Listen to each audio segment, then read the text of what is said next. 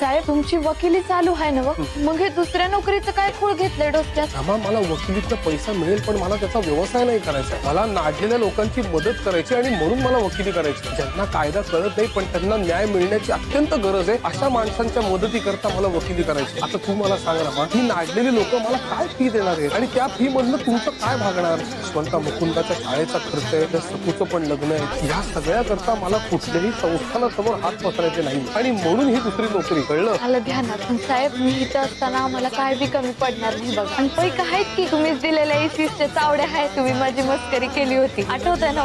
आठवतंय तर. अगं मी तुला ते पैसे बांगड्या करण्यासाठी दिले होते. कुठे बांगड्या? बांगड्या नाही केल्यात अजून, पण पैक जपून ठेवलं. बांगड्या काय करण व, पण नुसतं बांगड्यांवर भागायचं नाही बरं का. म्हणजे तुझं अजून काही मागणं आहेच का? पण मला परवडेल असं माग. वय बांगड्या आणल्या की तू मस्ती सांग.